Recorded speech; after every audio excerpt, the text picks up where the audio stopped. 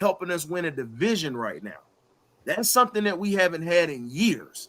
So that's something that we need right now. We don't need him to lose his job. We need this brother to be here so we can make sure that we have more wins and possibly him bringing us a Super Bowl. But the way that you're going to bring that to us is through honesty. You got to be honest with yourself at this point. But and Ryan, before you go on, I'm going to tell you the perfect player that would fit in this system, the type player that they need. Who you got? One of my favorite defenses to talk about is the Pittsburgh Steelers. They need a Casey Hampton type nose tackle on this defense. If they can get a Casey Hampton type nose tackle on this defense, we won't be having this conversation for the next 5 years. But Smitty, me and you were the only ones who was saying we need a zero technique. Everybody's no. We got Grady, we got Onyema. We're like, no, you gotta understand, those are not true zero techniques. We've been saying this since the beginning of the season. We've been saying this, and that was why I was against running the 3-4. Right. Now, everybody that gap and a half, man. And everybody was saying I was optimistic, but I'm like, dog, this is what happens when you play in a system that played in that system, and you know what it's like. If you played on any level, you know you got to have somebody that's just is a plug. He ain't moving. And that plug also helps those linebackers. That plug also helps those safeties, those linebackers. Thank you. That's why the zone blitz works so well in Pittsburgh. I'm gonna tell you this here. I didn't have a problem when I played semi-pro. I didn't have a problem with giving up my cornbread to my dog on defensive tackle, because guess what? He kept the center off of me, and he kept the tackle. Ask Coach McGriff next time he come up in here. Old big junior. Coach McGriff will tell you that we were at Ryan's Steakhouse, because they still got him. It was around South Georgia. We were playing, and my D tackle looked at me. He said, "You want me to keep somebody off of you today, right?" I said, "Man," because I got the last piece of cornbread. I said, "Man, you really?" I said, "You can have half." He said, "Okay." He said, "I'll block for you for one half of the game." I said, "You know what? Boy, I said, I'm just gonna go ahead and slide it to you, big dog." I said, "So that means I get the piece." But he traded me for his steak, though. He traded me for his steak, though, because he got the last hot steak off the grill. So it was an even trade. But sacrifice that cornbread, man. Hey man, look who done slid up in here. We got A1 in the building. Chris, what's up? What's good, family, man? I had to knock at the side though, man. You know, had to come in through the side though. Man, you ain't come in through the side though, man. You came in through the back porch. You know that door always open. Yeah, man. But guess what though? You already know where you come in through that door or whatnot. You know it's something sitting on the desk or whatever. So ain't nobody just sliding in here now. Okay, what you got on the desk, man? Hey man, we'll let the intruders find out. We ain't gonna put it out there. Man, here we go. Here we go. G14 classified. G14 classified. So let's call a spade, fellas. Now I'm gonna let Chris start this one off, and I'm just gonna, like I said, everybody we can get a minute apiece on this one because we got a few topics. Terry Fontenot, makes no trades during the trade deadline. How much heat does he deserve? And does the trade deadline negligence haunt the Falcons in the postseason coming up? Possibly. I'm gonna let my guys at the bottom, A1, Larry, and Glenn. I want y'all to talk about the heat Terry possibly could have on him right now. And all of us at the top, myself, K-Dub, and Smitty, we'll talk about the negligence possibly haunting us in the playoffs. So go ahead and start this one off. Everybody got a minute and a half apiece on this one. Man, I know this is a tough topic, honestly, man. I mean, not making a move at the trade deadline. I know we all wanted something to happen. You know, we all wanted something to happen. But just to be real, guys, Terry, you got to know. Well, first of all, you got to know when to go all in, and you got to know when to hold and stay pat. You got to hold what you got. I believe that's what Terry was at, and I just believe that the deals wasn't making sense to Terry, and that's why he didn't go and just pull the trigger. Do we need pass rush? Heck yeah, I want pass rush yesterday and twice on Sundays. But I'm just saying, guys, we can't mortgage, in the future for what we might have for Michael Penix. You know, we had mortgaged the future for what we may have for next year, because at the end of the season, we have guys on 1-year deals, guys who are on prove-it deals who possibly won't be with this team. I believe it's going to be a different turnover next year, so that's something else you got to think about. You got guys like Kyle Pitts, you know, coming up. You have to see what you're going to do with Judon, what you're going to do with Simmons. It's just other things you have to think about, and I think that's where Terry was coming from. I think as far as like with him thinking about the extension, he's figuring his previous moves, which even though some are questionable to the fan base, a lot of them were pretty much, stamped. It's just like the salary cap, you know what I'm saying, to make the different moves to get some of these offensive players, to get Kirk Cousins, you know what I'm saying, even to make the trade for Judon and to get Simmons in here. He still has made some moves. I think he's going to hang his hat on his previous experiences to help him get that extension, and also believing in the coaching staff and what they're saying about the guys' progression in the right direction. Agreed. Great point. Agreed. Good point. Yep. Good points. Good points. So Larry, what you? I'm of two halves. Being probably watching the Falcons since 1980.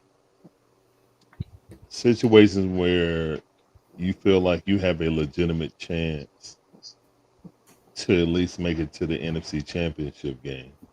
Right. Whatever happens there, what happens, come few and far between for the Atlanta Falcons franchise. I know people are worried about the future. I know people worry about what spots are we going to have to fill. But I'm sorry, man. My gut just tell me, if we don't take advantage of we don't take advantage of the situation that we have right now, who knows if we're going to get back to it, because Kirk Cousins is doing everything that we wanted him to do. Even That's without true. a pass rush, we are 6-3. If we That's had true. anyone who could command a double team, who could attack the quarterback and put him on the ground, Yeah. how much better would our secondary be? A lot of people A feel lot. that we're not good enough to be one player away. Not Ojolari. No, that wouldn't have did anything. But if you get a Myles Garrett or Max Crosby, that will change the fortunes of your team. Period. Point blank. There is no one in the draft that my eye spies that's going to be better than Myles Garrett or Max Crosby for the next 2 years. No. And if those guys got 2 or 3 years left on their contract, and you're sitting here with a 6-3 record, and the NFC is wide open, I don't know, man. I just felt like it was a missed opportunity personally, but I understand the other side. I just feel like I don't want to sitting back 5 years from now thinking, man, you know when we had Kirk Cousins? Yeah, I feel that though, Larry. I do. Larry, Larry, just think about what Coach Brent just said in the chat. Oh, Coach Brent literally just said, I'm gonna bring it back up. He said, while you were saying this, he said NFL is all about windows time. But look, and here's the second comment that he put out. Look how quick I was closed in 2017. What I'm talking about, bro. Think about it. Yeah, think about it. Y'all not wrong. Think about Y'all it. are not wrong. I'm not thinking about. Look, 20. No, I'm just saying. I'm just using this as an about example. Michael Penix and stuff like that. No. Until people bring him up, no. Mm-hmm. What? It's not anybody on the panel. I'm just saying, like, me personally, I never think about Michael Penix until some other fan brings him up in the stream or doing casual talk or whatever. I don't think about Same here, because he's not playing, and it's not affecting anything. I don't even think about when we didn't get a draft pick for him. I think that, okay, we went for Judon and it's not paying dividends, but we still did another. One person on one side ain't gonna, unless they are a difference maker, like a TJ Watt, like a Myles Garrett, you know what I'm saying, like a Max Crosby that can actually change the Nick Bosa Aaron Donald, you running this before because you had Aaron Donald in the middle of it. That's different than running it. With, no shots at Big Grady, no shots at David Aminata, but that's a totally different monster. Probably top 3 defensive linemen of all time. So again, if you have a opportunity to get a force multiplier and you're gonna keep him, hell with them picks. I can't say that, Will, because at the end of the day, thing. no. Will was saying about DeMarco Hellams being hurt. I can't say that because here's the thing: if DeMarco Hellams doesn't get hurt, then Richie Grant is gone. Mm-hmm. He was on his way out the door. That was the only reason why he's still here is because Hellams stayed. Justin Simmons was gonna come here regardless. They were already gonna bring a veteran here because they needed to match a veteran with my guy Bankhead Bates. I got both of them back behind me. So my thing is this: Trice wasn't gonna start right off the bat. He was gonna get playing time. Joe Carter was gone though. Anyway. I think Joe Carter was gonna be gone though. Yeah, Joe Carter was gonna be out the door. It wasn't gonna be. Judon was gonna come regardless. They were gonna usher Zoe Carter out the door. Right on out the door. Either way, all I'm gonna say is this: when we look at the moves that were made, those were calculated moves with the money that we had. Terry is pretty much trying to keep money in his pocket right now because he's thinking if something happens a little further down the line, I possibly could pay somebody some money who need a job, a guy that could possibly come in off the street and play. He might be thinking like this. We might be pissed off about him not making moves, but this is what I'm kind of looking. This is why I say Terry Fontenot literally spend money like he in the Durham projects in the Ninth Ward, where he being in New Orleans, where he from. That's how he spend money. He got He bringing a bag of pennies in a Crown Royal bag. Count them. Don't forget. Wait a minute. Don't forget about the food stamp book. He ain't had a card back in the day. He had the food stamp book. We don't know the prices of what people were asking. Yeah, so that's what I'm saying. Stuff. Like Ojolari, like guys like that. I'm not giving up no second rounder. That's why you're 2-7 and you're going nowhere fast. Exactly. That wasn't going to happen. You're gonna lose them for nothing if you don't trade them. That's why we still make you a second rounder. So that was my whole. That was gonna be my whole bill. Yeah. About the whole situation with Terry Fontenot. How much were they asking for in that negotiation? Because we look at the Marcus Lattimore trade. You know how much Washington Commander gave up? 3 picks. But they gave 3 picks, but it was a third, a fifth, and a sixth. Pick, and then they turn around and got to take on the contract. But Washington got a lot of equity to give up. Oh yeah. They did. Yeah, they do. But they still do. And they were and think about it. They were already loaded before Dan Quinn got there. They were loaded with what's old boy's name? Is Ron Rivera. They were loaded with him there. They had a defense. The defense was never the problem. For the low level guys, like Chris was saying, I agree. Like I'm not selling my soul to try to get Ojolari or what I'm saying, or the guy Tennessee Titans. I'm not doing that. Those teams going nowhere fast. I'm not going to help you get rich. Big game-changing dude. Yeah, that's what I would call. I think Richard had brought it up in the comment section. Like, I think if they could have scored big on those big name guys like Garrett and Crosby, they would probably, like I said, jump the gun on that. But with these low level guys, man, Terry, like, man, I'm not. Yeah, Terry not finna give up. Terry not finna give up no picks for no guys that are want like. I like Aziz because he's a dog, but I'm gonna tell you this here. Living up here in the Northeast and having to see him, that boy is always, he's like Saquon Barkley. He one hit away from a hospital bed because he spent more time in the ER than he did in the freaking locker room and on the field. Period. Yeah. But getting to the next topic, fellas, for the top row, because we got the bottom row covered. Yes, sir. Trade deadline negligence, minute and a half. I'm gonna start with Smitty, K-Dub, and myself. The trade deadline negligence. Do you believe it can hurt us later in the postseason? I don't think it'll hurt us because as I'm looking at the free agents right now, you still have Justin Houston on the market. Yannick Ngakoue, he just got cut. So you can bring those guys in for pennies on the dollar to get production out of them.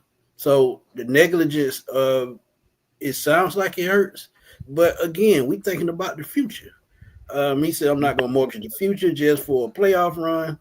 We're going to run this season out with what we got and then see what we have after this season over. Then I might spend, a little bit of money on them food stamps. But right now, see what you got. If you won 6 games, I mean, why panic?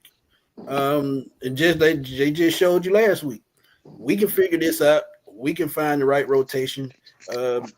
Maybe we can bring in Malone. Like I said, blitz those defensive backs. We can do something to get pressure on the quarterback, force turnovers, and keep winning football games. And you got to think, and people don't want to hear it. I don't care. You got to think about the future on your Yamada, Grady, who's long in the tooth. These are the type of decisions you're going to make. Only $4 million dead cap next year for Grady. What if you cut him? Nobody picks him up. You bring him back at a cheaper price.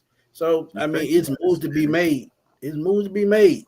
But you just can't. I know windows are small in the NFL, but you got to make the right moves at the right time, especially with a lot of young players that you have. And you got to think, Brandon Trice will be back next year. That's one edge rusher that you will have on the books at a cheap price on a rookie contract. Will he be at the beginning of the season, though? Anybody know his timetable? I think he'll be back by he'll training. Be back at the beginning of the season next year. Yeah, he got training. Yeah, he got hurt. He got hurt really early because I know that Smith Strider and Ronald Cunha, they already came out and said they're not going to be back at the beginning. Of the season. I never thought they was anyway, but Alex and Thopin confirmed it. That's why I asked. That's all.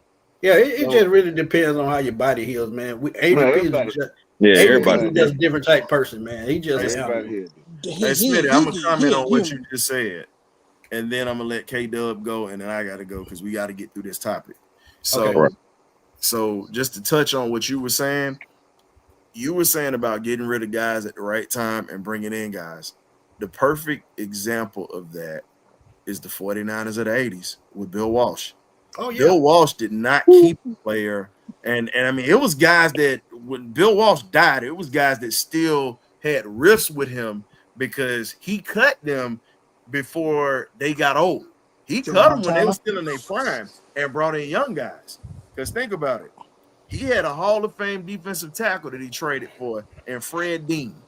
And Fred Dean was a monster. Ronnie Lott was afraid of Fred Dean. That should tell you something. Right. So when Fred Dean was getting close to the end of his time, Charles Haley was drafted. Yep. You had Keenan Turner that was drafted when Hacksaw Reynolds. I know Brant smiling his ass off right now because he heard me use an old Tennessee linebacker, Mr. Hacksaw Reynolds.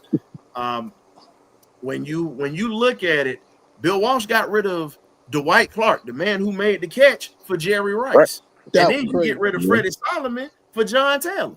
So, and then you bring in Steve Young to replace Joe Montana. He wanted to get rid of Joe Montana before he got hurt. They didn't want to get rid of him. Yeah, that's true. The only thing that kept Joe there was, after that back injury was he won that Super Bowl and they had a chance to go for a three-peat, but the Giants ended that. But I'm just using that as an example to tack on to what you were saying. We've got to get that way where you're not getting attached to players. Guess what? I need X amount of years after you, and then I'm gonna pass you elsewhere, and I'm gonna bring somebody else in. That is how you keep low payments down, and that is how you keep players coming in to keep your organization winning. That's why they won for so long. That's why they were relevant for so long. That formula did not fail. Bill Belichick did it. Bill Parcells did it. All about the logo. Shula did it. I mean, hell, you can't beat that. That is a system that you can't beat. K-Dub, how do you feel about the negligence that could possibly go that way? I mean, go that way in the postseason. Do you think it would hurt us, or do you think we would be okay, in your opinion? Well, I mean, like I said, Smitty touched on some great points before me, and I just feel the same way. I feel like we got to stand pat. Like I said, we got a lot of deals, a lot of things we got to make. We got a lot of things on our plate right now, on our desk, and we don't want to get too far ahead of ourselves where we're putting ourselves in a bind. One thing I think is what keeps Terry's seat not as hot as a lot of people think is he's a great money manager. He's good with the books, and any person that's rich, super rich, like Arthur Blank, is people that's great with their money. So he's outstanding with his money, and he's probably the best GM he's ever hired since he's been here as the owner of the Falcons. So I think it would be a mistake for him, and premature mistake for him to get rid of Terry now. Somebody that got you out of cap purgatory and cap hell where you couldn't do anything, and to poo-poo him like that and get rid of him, I think the fan base, not all of the fan base, will be some of the fan base kind of turn on the owner of that if he make that move. But I feel like we're in a good spot, good place. We just got to continue to find ways to win. We're still developing and growing with these new coordinators. That's why I feel like some of our hindrance is, but we're in an outstanding, great place. We didn't have 6 wins to the end of the season last year. So we just continue to do the things we've been doing. I think the great thing about Coach Raheem is he may not be the great X and O player like you stated earlier, like Jerry Gray, and have the accolades like Jerry Gray playing in the NFL, but he's a master motivator. He gets those guys ready to go. That's one thing that Jerry Gray may not do is motivate. Well, he may can teach the game, but can you motivate these guys to run through a wall for you? So it's things that always the people do well and people that don't do well. So it's a reason why he was hired as head coach twice. And let's go. Yeah, and you know, Raheem has nothing to do with the trade. We talking about Terry Fontenot. You just had to throw that bull. You just had to throw that bull drive in there because you wanted to have your say. No, you stay out of this. You stay down there and stay out of this. I got you. Yeah. No, hell no. Because you ain't finna just throw. You ain't just finna throw a slick shot like that and think I'm not finna say that. I'm telling you this. No, no. You say he doesn't motivate. I can tell you right now. You got about 5 of his players that are in the Hall of Fame right now that all talked about how he was a player coach and they loved him and they all would run through a brick wall for him. So he's more of a motivator than you think. Everybody's just seeing all the video clips now because we have access to the locker rooms a little bit more because of social media. But hell, Jerry Gray was doing that way before. So my thing is I stand on it. I take a Jerry Gray all day. I'm not knocking Jerry I'm just Gray. saying, if you gonna talk about him like that, I'm standing on the shield for the old Silver Fox. You just mislistened to what I said. I said people are great in other areas. I'm just saying, but that's one of his areas he succeeded in. I'm not saying he's not a good motivator, but he could also be better motivator than him. I'll give you this. I'm gonna give you a good example of this. How many interceptions does AJ Terrell have this year? What is AJ Terrell? No. You said motivator. AJ Terrell has had a couple of defensive back coaches. So far, he's been in Atlanta. And ever since he got Jerry Gray, he has been a different player. Physically tackling folks and using them hands now. Finally, I'm not attacking Jerry Gray. That's what you trying to defend. I'm not attacking him. I'm just saying people are greater in other areas. I'm not saying he's not a great motivator. I'm just saying that Raheem could be a better motivator than him. Why has he? Here's the thing. Dan Quinn was the same way. I ain't talking about Dan Quinn. Why are you talking about Dan Quinn? No, but I'm saying Raheem is literally Raheem is a chocolate version of Dan Quinn. That's what we call him. But the difference I say between those two is this. He's a chocolate Dan Quinn because if you look at him, press conferences, same demeanor, same. He missed Dan Quinn though. He coached under him. No, I get it, but he also coached under Shanahan too. But you pick and choose who you gonna. Like I said, I've coached. Dan Quinn guy. I've cooked in sous chef on a lot of chefs. They don't mean some of them are bigger influence on me than others. That's what I'm trying. That's it. That's all I'm saying. I'm not taking nothing away from Jerry Gray. I'm saying he's a great coach, but it's the reason why Jerry Gray hasn't had head coach opportunities. Can't we all just get along? You do realize that he's turned them down